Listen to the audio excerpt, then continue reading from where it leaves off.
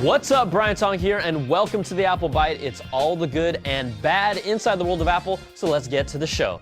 Now, it looks like Apple's iBookstore for the iPad will be matching Amazon's $9.99 price point for most of its bestsellers.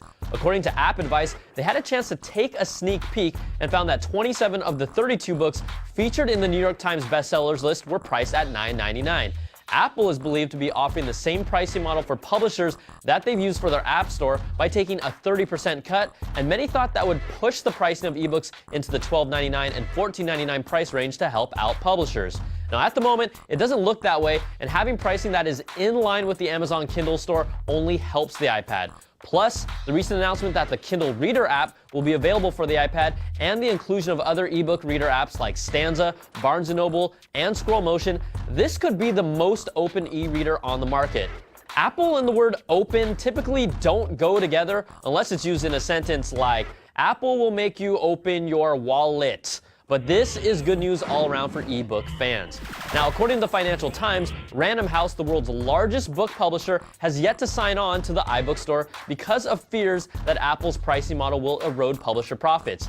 Its 5 big rivals are on board, but this would be a bit of a blow if a deal isn't signed before the iPad launches. A deal still could be made, but Random House is still thinking it over.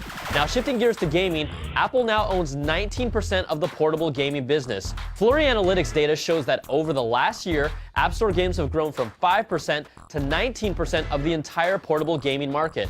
Apple's growth cut Nintendo's market share by revenue by 5% and essentially chopped Sony's in half, which is even more impressive when most App Store games range from $1 to as high as $10, and then you have PSP and Nintendo games that are $30 to $40.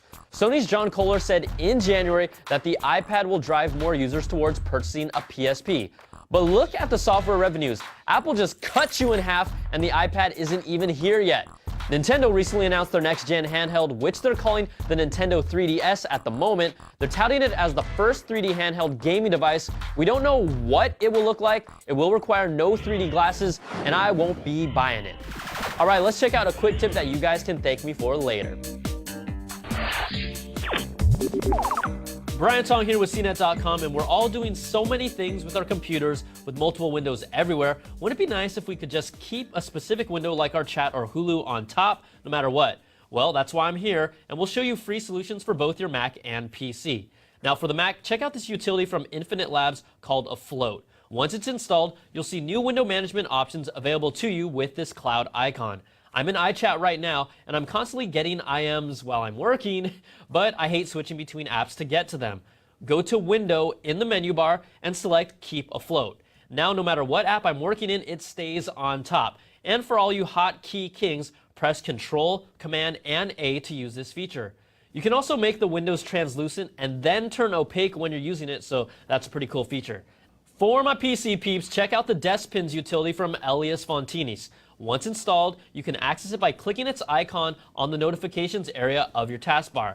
You'll see a little thumbtack, and if I want to make sure I can see this entire episode from Hulu without anything getting in the way, I'll click on it to pin it, and it stays on top of any other app I'm using. And if you want to be a hotkey freak, Control and F11 brings up the pin, and Control and F12 remove it. So there's your how-to tip for keeping the windows you want on top of everything else. Use it wisely. Oh yeah, you're welcome. Now here's some quick bites. Opera has submitted their Opera browser app for the iPhone, and is this thing really going to get accepted? It's hands down faster than Safari because of how it compresses data. It handles tab browsing better than Safari, and you can search for terms within a page. The countdown begins, and let's just hope that it's not on the same timetable as the Google Voice app. Now, Adobe has announced that the latest version of its Creative Suite, CS5, will drop on April the 12th. The best part about this is that the Flash-based apps will be able to be exported into the IPA format. That's iPhone OS compatible. And if you've seen the Wired magazine demo, then you know why I'm juiced about this.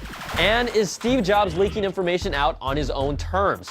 SJ's been pretty active with his email responses to customers lately. He is known to do this, and the unofficial weblog reported that a customer asked SJ if the iPhone will ever have a universal mailbox like Mail on his Mac. Jobs responded, yes. Now, a Mac Rumors reader wrote, I recognize the need for secrecy, but I'm really losing heart in the lack of vision for the MacBook Pro and Mac Pros. And then he said he was basically really sad that he had to write the email. Jobs' response simply said, not to worry. So does that mean that MacBook Pros are coming soon, or could he just be offering life advice? I'm still waiting for Jobs to respond to my email. Dear Steve, do you put your pants on one leg at a time, or just hop into them like a cute little bunny rabbit? Dude, get some help! You are sick, sick, sick! All right, that's gonna do it for this week's show. Next week, the iPad launches, so send me your emails to the applebyte@cnet.com. I'm Brian Tong. Thanks for watching, and come back next time for another Bite of the Apple.